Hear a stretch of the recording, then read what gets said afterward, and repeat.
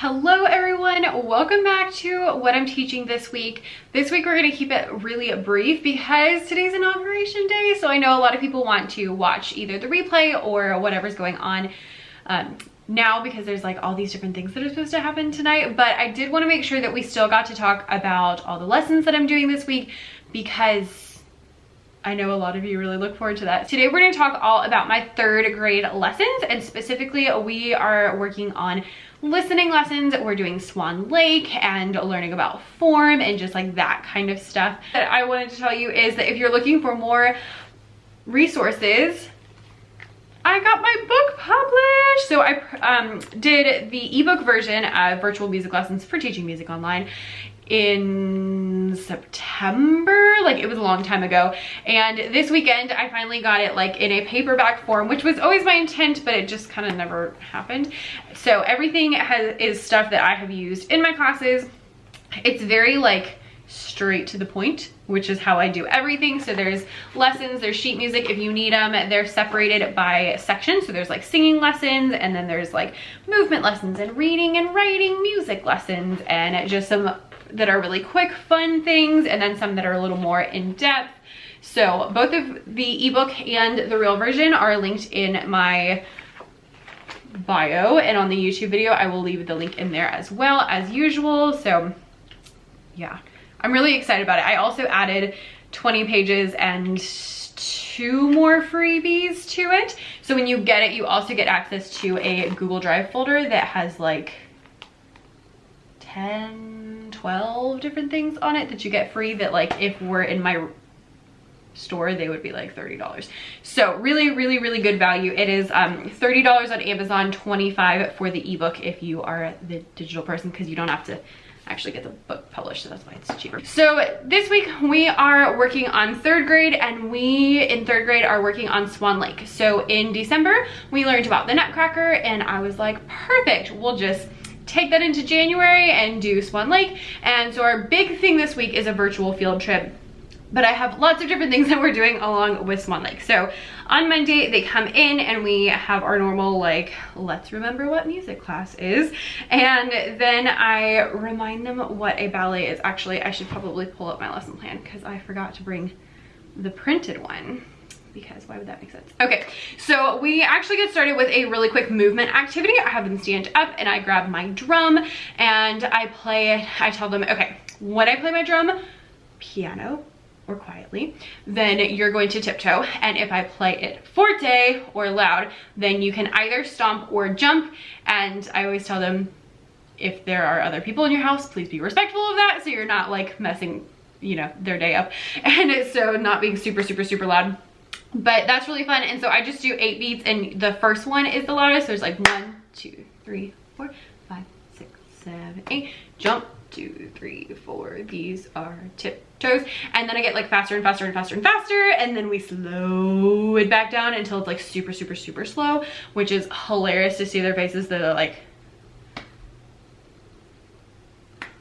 And then I have them sit down and they're like all nice and got the wiggles out. Actually more like woke up, because 3rd grade is like asleep at the time. I don't know if it's just, I have them in a different time now, so I don't know if they're just like asleep at that time or what, but they're like, they are not there. It is hilarious.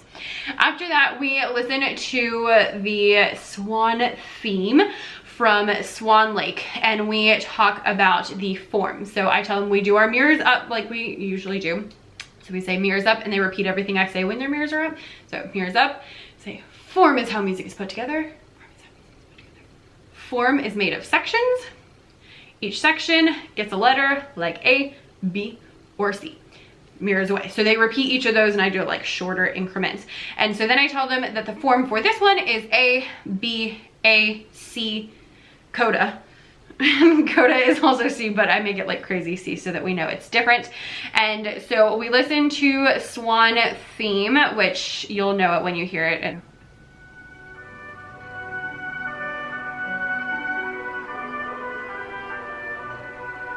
that's the theme, that first 10 seconds.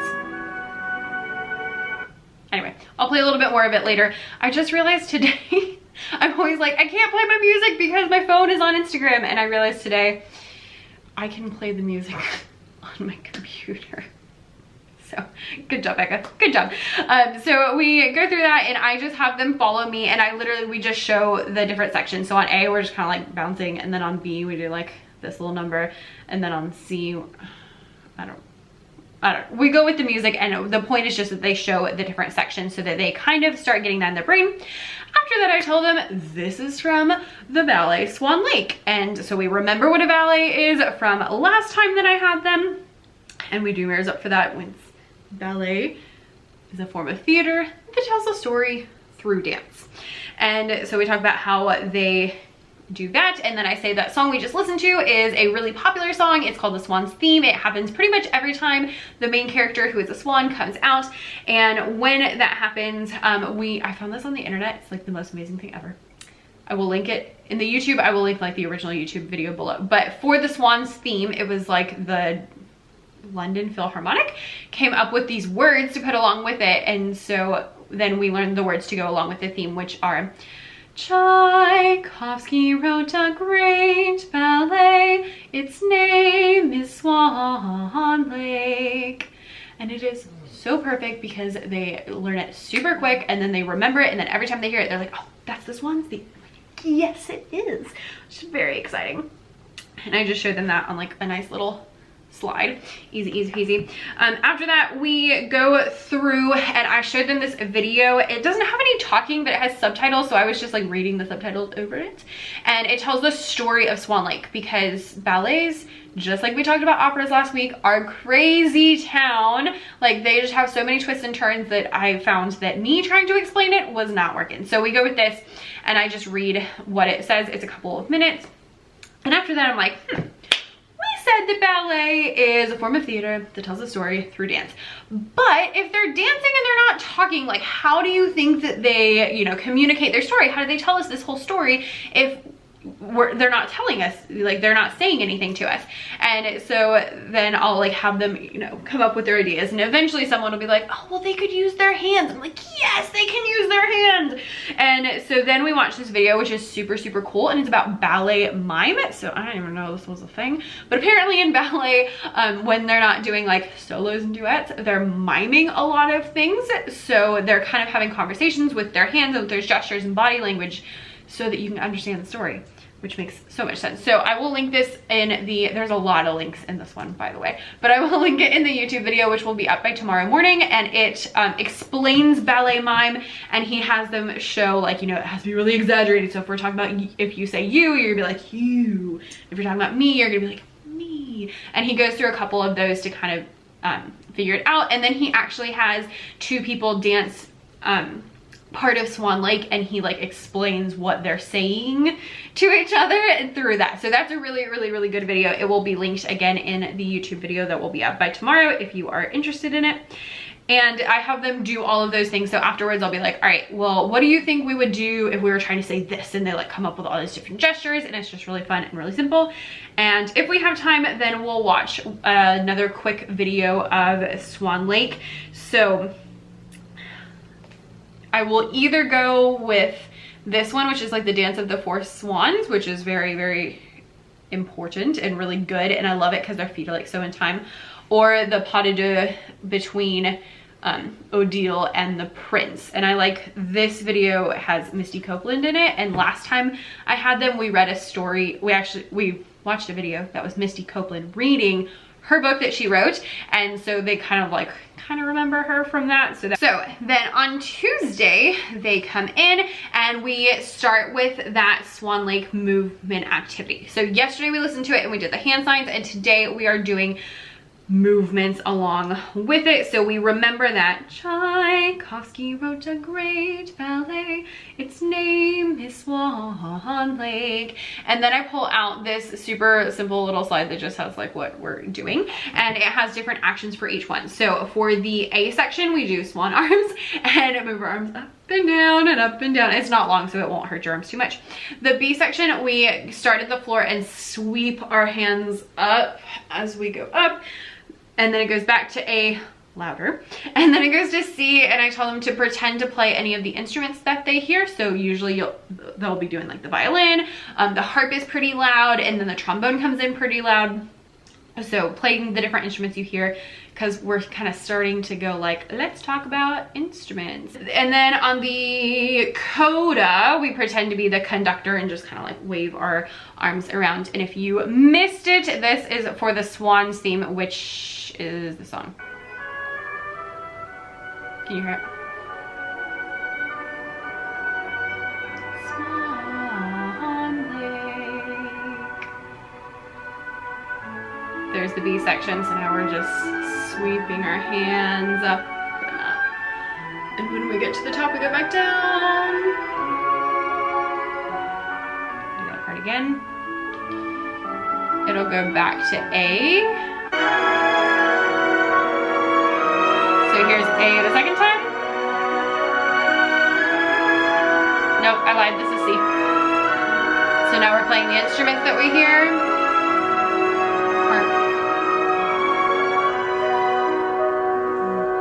And the coda is this part.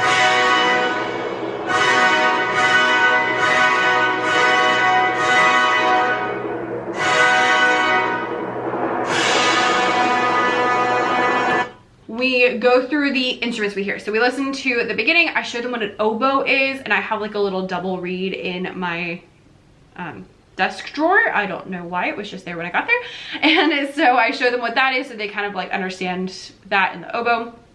And then we listen to each section, and I stop after each section and we like figure out what instruments they are, because some of the sections have like the trombones really loud and some of the violins really loud. And so we talk about those things, and we just do like the same thing. I forgot to put these back down for the A section and then the B section. And usually we stop after B and don't get to C, but it is all good. So that is Monday and Tuesday. We don't have classes on Wednesday because we have e-learning Wednesday. So the kids are doing like small groups, working on their activities that they have assigned to them, that kind of stuff. And then on Thursday, they come in. We're still doing Swan Lake. We're doing Swan Lake all week. And we start with a really simple activity that I call move and freeze. And so I tell them it's like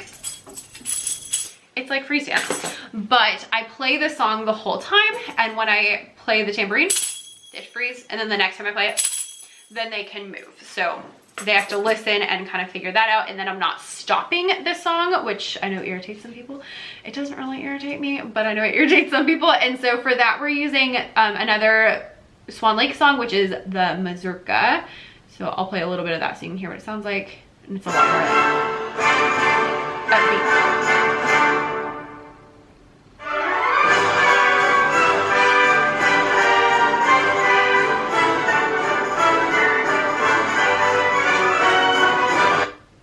Really simple and really fun, and a really good way to get kids listening to different music they might not normally listen to. After that, we are going on a virtual field trip. So I made 2 virtual field trips because honestly, we got back to school and we were supposed to be in person, and then we weren't in person. We're still not in person. And I was like, we just need something new and fun. Like, I'm kind of bored, and so I just wanted to try something new. So I made the Swan Lake one, and then I made the Carmen one that I told you about with my 4th and 5th graders last week. If you missed that, you can catch the replay on YouTube. And so this is the Swan Lake one. It's really fun. Full disclosure, I've already made more. So there's an opera one that I posted this weekend that's like a general, it shows you lots of different operas, lots of famous composers, that kind of stuff. And then there will be more coming that I'm very, very excited about.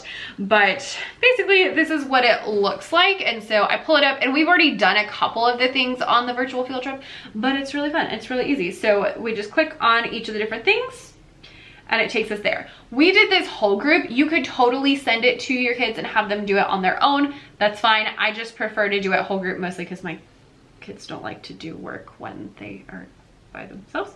So when you click on this one, it takes you to learn about Odette, and then you can, where am I? And then there is the Swan's theme. So like this little one is just the like 10 seconds of the theme so they can hear what the theme is.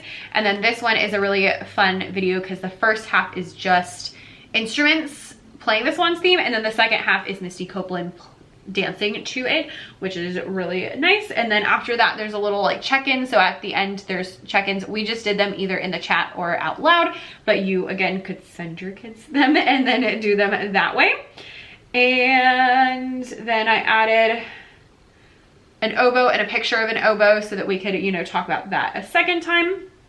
And then we go back to Swan Lake. So that'll pop up at the end. When you click on the picture, it takes you to the story. This is the video we already watched the other day. I just didn't use it in here.